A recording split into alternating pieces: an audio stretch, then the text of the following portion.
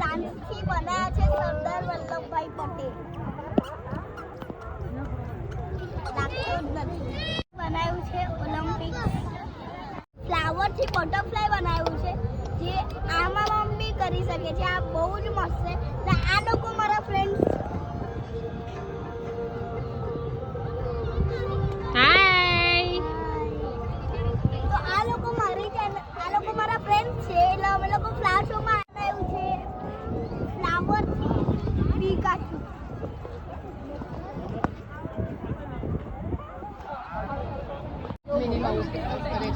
આ મિકી છે ને પેલું ટોમ એન્ડ જેરી છે.